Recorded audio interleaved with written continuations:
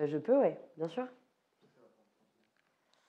Ben, bonsoir, merci beaucoup d'être là, d'avoir bravé la pluie, la tempête pour venir jusqu'à la brique. Je suis Maïssa et du coup aujourd'hui je vais vous parler de produits parce que je suis product manager. Est-ce qu'il y en a parmi vous qui n'ont jamais entendu ce terme? Vous avez déjà tous entendu parler de product management? C'est génial. T'as dit quoi? C'est un peu comme un PO, voilà, exactement. C'est un mix entre un PO et un chef de projet. C'est les deux termes que j'aime le plus, c'est que j'affectionne le plus quand on parle de mon métier. Donc, je suis product manager, ça fait 5 ans que je fais du produit. J'ai travaillé pendant 2 ans dans le B2B pour un SaaS qui s'appelle Tiller, qui est un logiciel de caisse enregistreuse pour les restaurateurs qui s'est récemment fait racheter par SumUp. J'ai ensuite travaillé chez Malte, que je ne présente plus, et j'ai été Head of Product chez Live Mentor, qui est un organisme qui fait de la formation en ligne pour les entrepreneurs. Donc petit à petit, je me suis un peu plus dirigée vers du SaaS, vers plutôt du service, où du coup on ne vend pas de la tech, on vend un service, mais la tech est là en support de ce service. Et aujourd'hui, du coup, je suis freelance. Je me suis lancée en septembre avec une proposition de valeur de créer un service tout en un pour faire du produit. Donc proposer aux entreprises un service tout en un pour créer leur premier produit ou améliorer leurs produits. Pour répondre à la problématique qui est assez désastreuse, que 90% des startups font faillite, des entreprises font faillite par manque de market fit. Le market fit, c'est quoi? C'est tout simplement l'adéquation entre la demande et l'offre. Et on se rend compte, moi j'en ai croisé vraiment beaucoup, des entrepreneurs, et vous en avez certainement croisé aussi, qui dépensent des milliers, des dizaines de milliers ou des centaines de milliers d'euros en développement, comme l'a dit Rémi. Ils bossent sur leurs produits pendant 1 an, ils sont super excités, ils sortent leurs produits, et en fait, il n'y a personne qui l'adopte, ou alors ils ne l'adoptent pas comme ce qui était attendu. Et donc, c'est pour ça que faire travailler beaucoup sur la phase amont et mettre du budget sur la phase amont, c'est tout aussi important que de mettre du budget sur la phase après. Et du coup, pour illustrer ça, je vais prendre un exemple qui est très vieux, mais c'est fait exprès parce que c'est pour vous montrer que le produit, c'est très accessible. Est-ce que quelqu'un a déjà entendu parler de la faillite de Kodak? Donc Kodak, dans les années 60, représentait 80% du marché, de part de marché sur la photo.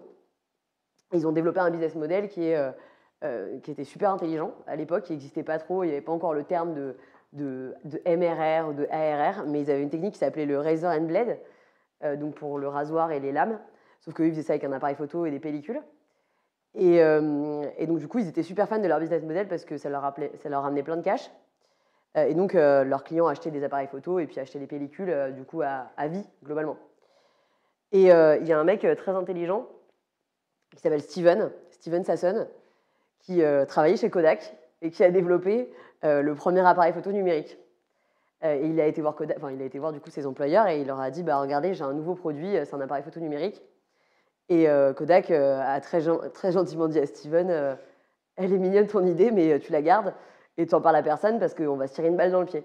Parce que du coup, bye bye le razor and blade et cette histoire de pellicule à acheter à vie. Et il se trouve que c'est une mauvaise décision qu'ils ont prise, clairement. Ils l'ont prise seulement en regardant leur business et leurs envies, sans regarder le marché qui est en train d'évoluer, les besoins des utilisateurs qui est en train d'évoluer. Et donc, Steven, il n'a pas perdu de temps, il a vendu son innovation à Fujifilm, qui est du coup devenu numéro 1 sur le marché de la photo. Et Kodak s'est complètement effondré parce qu'ils se sont fait dépasser par la demande qui a évolué et par la technologie. À mon échelle, du coup, pendant 5 ans, j'en ai vu des fails. Il y en a un qui m'a particulièrement marqué. C'était quand j'étais chez Tiller. Chez Tiller, il faut savoir qu'on prenait pas mal de décisions un petit peu au doigt mouillé. Donc, on restait dans notre bureau et on se disait est-ce qu'on fait comme ci ou comme ça? Et puis, il y avait un product manager qui prenait la décision, parce que les product managers, c'est bien connu, ils prennent des super bonnes décisions tout le temps, en toutes circonstances. Il se trouve que donc, du coup, c'était un logiciel de caisse enregistreuse, avec l'écran qui est là. Et donc, c'est des restaurateurs qui avaient plusieurs centaines de produits. Et donc, pour leur faciliter la vie, on a voulu développer un système de recherche. Et donc, du coup, notre designer, qui était très fan d'Apple, il a décidé de designer un système de recherche comme celui qu'Apple a fait sur l'iPhone, parce que c'est un peu la pratique courante où tu swipes vers le bas et tu as la recherche qui apparaît. Il se trouve qu'il avait oublié, je vous enlève l'écran parce que c'est un peu oppressant d'avoir un gif. Il se trouve qu'il n'avait pas pensé aux gros doigts des restaurateurs, qui en vrai ont vraiment des gros doigts. Et c'est franchement pas une blague.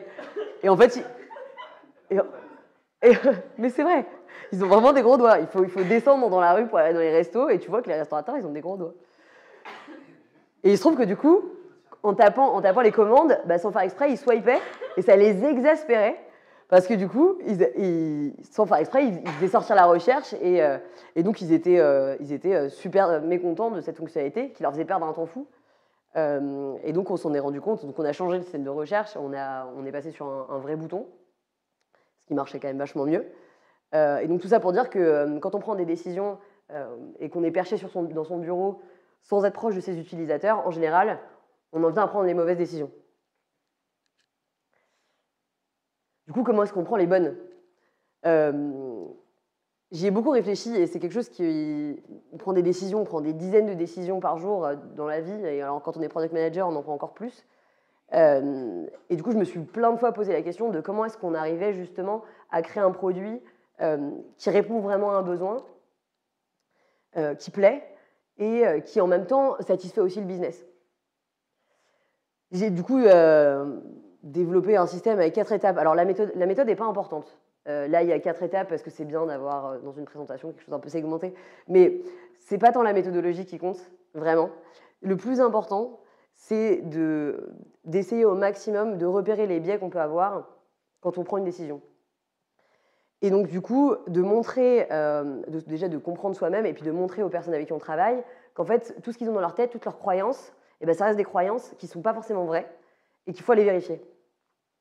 Donc, du coup, on commence par la stratégie, où l'objectif, c'est d'essayer de dégager des hypothèses. Une hypothèse, c'est quoi? C'est simplement une croyance qu'on a. En général, on est persuadé qu'elle est vraie. On a souvent tort. Et donc, l'objectif de la stratégie, ça va être de faire comprendre ça aux fondateurs. Parce qu'en général, les fondateurs, ils ont 2 fois plus de croyances que les autres et ils sont encore plus sûrs qu'elles sont vraies. Et donc, du coup, c'est de travailler avec ces personnes-là pour essayer de dégager les hypothèses qu'elles pensent vraies et ensuite d'aller les vérifier avec de la recherche pour invalider ou valider ces hypothèses. Et ensuite d'analyser du coup, les résultats de la recherche et d'y apporter des solutions. Sur la partie stratégie, comment ça se passe? En tout cas, comment moi j'ai décidé de le faire. D'abord, je travaille sur la vision business et produit, donc en général avec des fondateurs, parce que c'est souvent eux qui ont la main mise sur leurs produits. Et donc, je vais leur poser une liste de questions pour essayer de mettre dans leur tête et de voir comment est-ce qu'ils imaginent leurs produits, leur business dans les années qui viennent. Et c'est très important. Parce qu'un business, c'est avant tout le fondateur et ce qu'il a dans sa tête. Donc, je leur pose une série de questions. Ces questions sont complètement possible que je les fasse évoluer dans le temps. Mais globalement, ça tourne beaucoup autour du business et du produit, où je leur demande où est-ce qu'ils s'imaginent dans 2 ans, quelles sont leurs KPI principales, qu'est-ce qui va faire qu'ils vont, pour eux, arriver au succès. Et côté produit, à quel problème le produit répond aujourd'hui, comment est-ce qu'il sera dans 2 ans, quelles sont les métriques clés.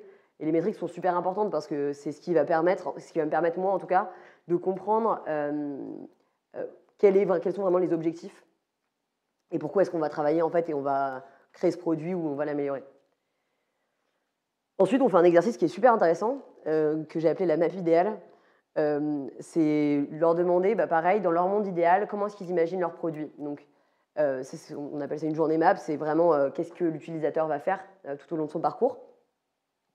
Donc les post-it en soi ne sont pas intéressants, c'est juste pour que vous voyez visuellement à quoi ça correspond. Mais si je prends un exemple, là c'était pour une agence de voyage qui avait besoin d'une plateforme pour mettre en relation les voyageurs et les personnes qui organisent les voyages. Et en fait, le fondateur, quand il m'a donné sa map idéale, il m'a dit par exemple que les voyageurs, ils devaient pouvoir parler entre eux. Et donc moi, je lui ai posé la question, je lui ai dit, mais ok, tu veux que tes voyageurs ils parlent entre eux, mais pourquoi? Et donc là, il m'a sorti une croyance que lui avait, c'est que les voyageurs, ça les rassure de savoir avec qui ils vont voyager. Hypothèse. Donc c'est vraiment une hypothèse. Il y croyait dur comme fer, et il se trouve qu'avec la recherche, on a prouvé que c'était complètement faux. Et donc en fait, en faisant cette map-là, moi je comprends ce qu'eux ont en tête, et eux comprennent que ce qu'ils ont en tête n'est pas forcément toujours vrai. Et donc j'ai un client qui m'a dit, c'était lui d'ailleurs, qui m'a dit t'es un peu ma psy. Et c'est vrai que en général, quand je fais cet exercice-là, je pose tellement de questions qu'ils ont l'impression d'être sur un canapé avec leur psy et de déballer tout ce qu'ils ont dans leur tête. Et c'est un exercice qui est super important et super intéressant pour eux parce qu'ils se rendent compte ils veulent développer plein de fonctionnalités, qu'ils ont envie d'un produit magnifique, mais qu'en fait, si ça se trouve, personne ne va vraiment l'utiliser. Donc j'aime bien cette étape-là. Et donc on ressort de ça avec une liste grande comme ça en général de plein d'hypothèses qu'on va aller tester. Du coup, je vous ai mis quelques exemples d'hypothèses pour que vous compreniez bien que c'est simplement c'est vraiment des vérités et des choses qu'on a en tête. Peu importe la formulation, encore une fois, on s'en fiche du format, mais en tout cas, c'est quelque chose qu'on croit qui est vrai et en fait, on va devoir les démontrer et on va devoir aller chercher des éléments pour dire si oui ou non c'est valide. Pour ça, du coup, on fait de la recherche. On établit un plan de recherche. Donc, par hypothèse, on va se demander quelles actions on peut faire pour, par exemple, aller vérifier si les employeurs, là en l'occurrence, c'était pour une application qui fait de la mise en relation, de la mise en relation entre des employeurs, notamment des restaurateurs et des extras. Et donc, par exemple, pour vérifier, comment est-ce qu'on vérifie si les employeurs sont prêts à payer pour un service de recrutement. Des méthodes, il y en a plein. Moi, j'utilise beaucoup les entretiens qualitatifs parce que je trouve que c'est là où on peut chercher beaucoup de valeur. Alors, par contre, c'est assez chronophage et ça demande un peu de rigueur dans l'analyse, en tout cas. Il y a plein d'autres méthodes qui sont possibles. Il peut y avoir des questionnaires. On peut beaucoup se servir aussi de la donnée existante, donc de la donnée quantitative que va déjà avoir l'entreprise, par exemple des calls commerciaux. C'est super riche, les calls commerciaux, de les réécouter. Donc il y a plein de moyens de valider des hypothèses, on n'est pas obligé de faire des entretiens. Si on fait des entretiens, du coup, il y a une étape de recrutement qui est importante. Donc de quels utilisateurs on va aller chercher pour répondre aux questions et des entretiens, du coup en physique ou à distance, pour poser les questions aux utilisateurs. Quelques tips du coup sur les entretiens. Je parle vraiment des entretiens parce que c'est une très bonne méthode qui peut être réalisée assez rapidement. Et qui permet de récolter énormément d'insights qui peuvent servir par la suite. Donc, mes quelques tips pour les entretiens, c'est déjà de récapituler et de rephraser. Ça aide vraiment beaucoup. Ça permet de déjà savoir si moi j'ai bien compris et en plus de faire penser à l'utilisateur à d'autres éléments auxquels il n'aurait pas lui-même spontanément pensé. D'enregistrer, c'est super important aussi parce qu'on rate forcément des éléments sur le moment où la prise de notes c'est bien mais ça ne suffit pas. Et ça vous permet de réécouter, une fois que vous avez la tête un peu à froid, ce qui a été dit. La spontanéité, Alexandre il en a parlé tout à l'heure, et c'est important de se dire qu'on fait des trames d'entretien, mais qu'on a le droit de se laisser la possibilité de poser des questions un peu différentes, de sortir un peu de son schéma d'entretien et d'aller creuser. Et d'ailleurs, il vaut mieux poser 3 questions, mais qui vont vraiment permettre de comprendre le pourquoi, plutôt que d'en poser 10 et de les survoler, et de survoler les réponses. Il vaut mieux vraiment aller creuser spécifiquement. En fait, vous êtes en one-to-one avec quelqu'un, il faut profiter de cette valeur-là pour aller diguer et poser des questions vraiment profondes. Donc c'est vraiment une discussion et c'est pas grave si on s'éloigne un peu de son script. Ensuite, il y a la phase d'analyse. Alors c'est la phase la plus importante, la plus complexe aussi, parce que du coup, quand on parle, même pendant 30 minutes, on dit énormément de choses. Et donc, du coup, c'est la phase où on va se retrouver seul derrière son ordi, on va tout réécouter et on va essayer de comprendre, d'essayer de tirer de la valeur de tout ce qui a été dit. Je vous ai préparé une petite vidéo pour vous montrer comment je fais concrètement. J'utilise du coup un outil qui s'appelle Dovetail, que j'ai découvert grâce à notamment deux user researchers dont c'est vraiment le métier de faire de la recherche. Moi, c'est pas mon métier. J'essaye de le faire aussi bien que je peux.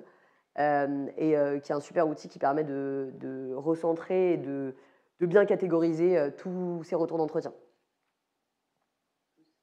Aperçu de mon fonctionnement pour analyser les entretiens utilisateurs. Ici, on retrouve un outil qui s'appelle Dovetail. Attendez, excusez-moi, c'est fois 1,5, c'est extrêmement rapide. Déjà que je parle vite. Un petit aperçu de mon fonctionnement pour analyser les entretiens utilisateurs. Ici, on retrouve un outil qui s'appelle Dovetail, où on retrouve les 6 entretiens que j'ai faits pour une recherche. Et par entretien, on va aller le retranscrire. Donc, du coup, c'est Dovetail qui permet de gérer le transcript. Donc, il va passer de l'audio au texte. Donc là, on a le texte. On va réécouter chacun des passages. On va corriger les transcriptions qui sont parfois un petit peu approximatives. Et on va tailler les verbatims team. L'objectif, c'est d'essayer de les organiser de la façon la plus logique possible, et donc de taguer un passage, par exemple, ce verbatim-là, de voir que du coup, il y a plusieurs tags, et on a deux, donc c'est employeur et vivier. Donc je vais retrouver ce verbatim à la fois dans la section employeur, à la fois dans la section vivier. On fait cette partie-là, et ce qui est fait aussi, c'est que je dégage des insights. Mon insight, c'est des vérités qu'on arrive à sortir des verbatim. Donc, par exemple, les employeurs, regarde les soft skills plus le hard skills. Et donc, par insight, on va les retrouver, on va rattacher aussi des verbatim.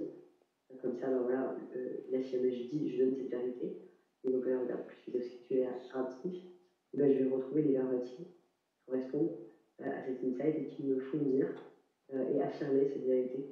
Du coup, elle n'est pas 100% objective, mais elle sera beaucoup plus objective que les hypothèses qu'on avait faites en début de recherche.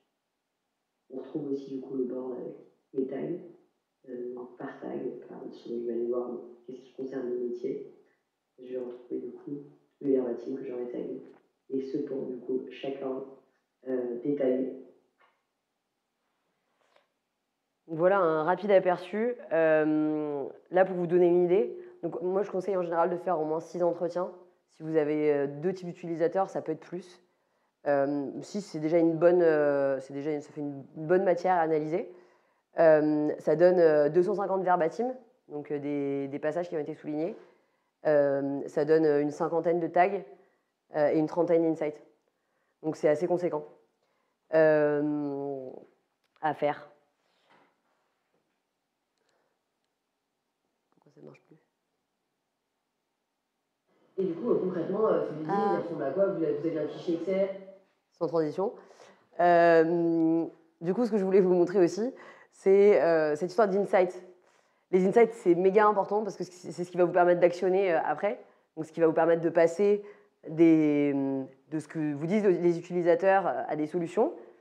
Un insight, c'est une vérité, comme je disais dans la vidéo, même si on entendait très mal. C'est une vérité qui, pour le coup, est plus objective que l'hypothèse, parce qu'elle est basée sur ce que des gens ont dit. Plus les gens auront parlé de ce fait, et ils auront été nombreux à en parler, au plus c'est important.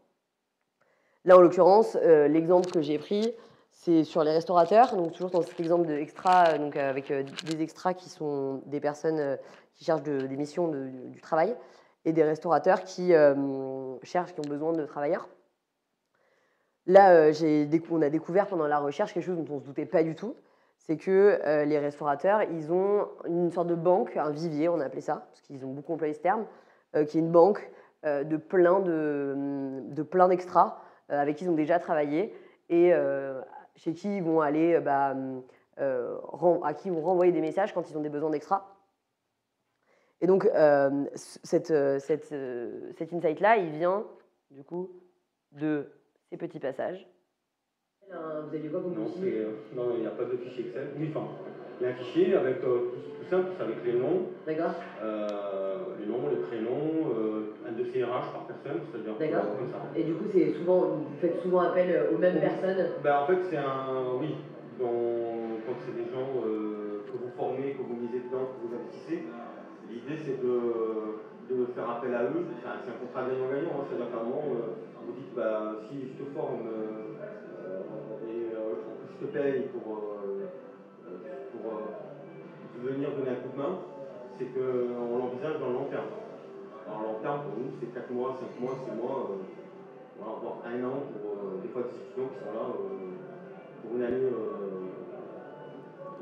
On a souvent eu, dans les hôtels ou partout, de façon générale, fait appel à un vivier d'extra dans les hôtels de restauration parce qu'on a une activité un peu en dents de scie. Et comme je t'avais dit, je dois avoir 600 contacts sur Marseille, dispo quasiment, enfin, faut savoir leur dispo à eux, mais... Comment? Alors, désolé pour la qualité, on était au bar pour faire cet entretien. Donc voilà, donc en fait c'est assez intéressant parce que il y a beaucoup d'autres extraits sur le vivier, je ne vous les ai pas tous mis parce que ça aurait été un peu ennuyant, mais c'était super intéressant en tout cas de voir cette pratique-là des restaurateurs. Du coup ça donne ça pour les solutions. Donc les solutions, comment ça se matérialise? C'est la partie très concrète. Moi, en général, je fais ce qu'on appelle un backlog, qui est globalement un fichier avec plein d'idées de fonctionnalités, plein de solutions. On travaille en général avec le design à ce moment-là, quand on a le budget pour avoir un designer. Et l'idée, c'est du coup d'essayer de réfléchir à plein d'idées de solutions par rapport aux insights les plus importants. Et là, du coup, par rapport à cette fonctionnalité-là, on a sorti une fonctionnalité qui s'appelle le carnet d'adresses, qui est tout simplement une liste de tous les extras avec qui les personnes auront travaillé, qui sont passées via l'application, à qui ils vont pouvoir envoyer automatiquement une annonce. Ça va les envoyer à tous. C'est intéressant comme fonctionnalité parce que c'est une fonctionnalité qui va nous permettre de monétiser, puisqu'il y a un vrai besoin, qu'aujourd'hui, ils n'ont pas d'outils. Et donc, ça va leur permettre de lisser un peu leur pratique et d'enrichir ce vivier en continu. Voilà, donc les solutions, je n'ai pas grand-chose à dire, mis à part que ça nécessite un peu de créativité, ça nécessite des équipes qui ont l'habitude de faire du produit et d'avoir un peu cette logique de fonctionnalité liée aux insights. Donc, du coup, moi, je relis tout le temps les insights pour bien qu'on se souvienne pourquoi est-ce qu'on a eu cette idée. Et ensuite, c'est ce qui permet de travailler avec les développeurs. Et donc, ça, c'est plutôt l'étape qui suit, dont on ne va pas parler aujourd'hui, puisqu'on voulait vraiment se focaliser sur tout ce qui est en amont. Et du coup, pour conclure, moi, je me pose deux questions, parce que c'est quelque chose sur lequel je travaille en permanence et que j'essaie d'améliorer au fur et à mesure avec les clients que j'ai. Mais les deux questions que je me pose en ce moment, c'est comment améliorer le recrutement des utilisateurs. C'est une vraie question, parce que du coup, il y a énormément de décisions qui sont prises par rapport à ce que les utilisateurs auront dit. Donc, il faut que ce soit vraiment les bons utilisateurs qu'on choisisse. Aujourd'hui, c'est mes clients qui font le recrutement. Et je suis en train de me poser la question de est-ce que ça ne devrait pas plutôt être moi qui le fasse. Parce qu'en effet, aujourd'hui, on va recruter beaucoup de personnes qui sont en réalité des copains, des fondateurs, ou des personnes en tout cas qui sont peut-être un peu moins objectives. Donc voilà, il y a un peu cette partie-là. Je ne sais pas pourquoi ça ne marche pas, mais ce n'est pas très grave. Et la deuxième question que je me pose, c'est comment se servir au mieux de la donnée qu'on possède déjà. J'ai tendance à tout le temps aller chercher de la donnée fraîche, donc en faisant des entretiens. Et là, je vais essayer de développer un peu plus, d'exploiter ce qui existe déjà, ce que les fondateurs ont déjà, ce que les équipes ont déjà. Donc, notamment, par exemple, les calls commerciaux, le NPS, donc tous les retours de satisfaction, la data quanti, dont Pierre/Rémi va nous parler dans très peu de temps. Et pour conclure, du coup, c'est une amie qui est dans cette salle et designer avec qui on en a parlé hier, qui m'a dit quelque chose de très vrai, c'est que les biais existeront toujours, mais que le plus important, c'est d'essayer de les limiter et surtout d'en avoir conscience. Et à partir du moment où on a conscience, nos décisions, elles sont prises en toute connaissance de cause et elles seront en général bien meilleures. Voilà, merci beaucoup. Merci. Ah super, il suffisait de faire ça. Ah oui, pardon. Non, non, bien sûr. Oui, avec plaisir.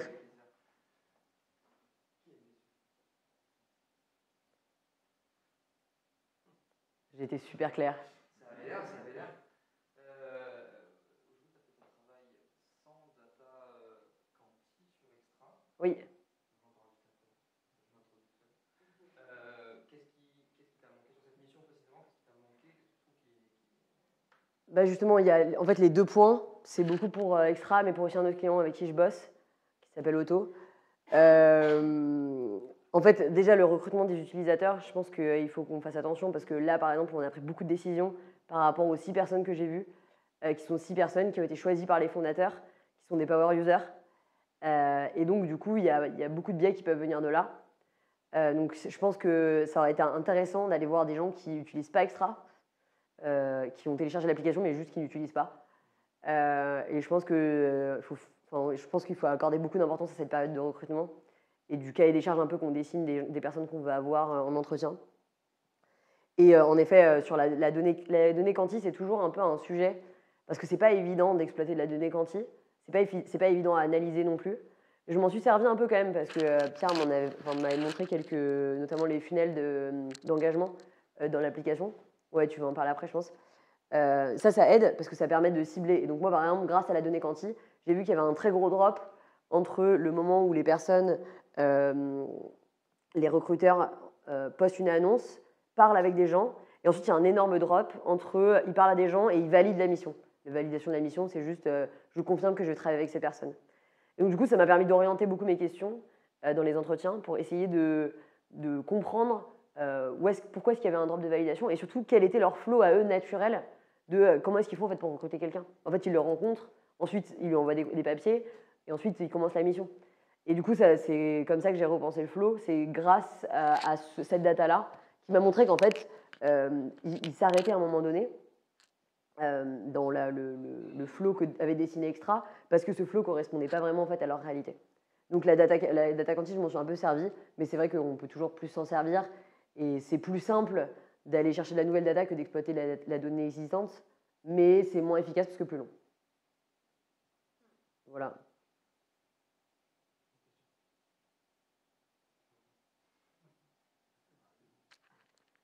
Tu vas nous parler de data du coup ?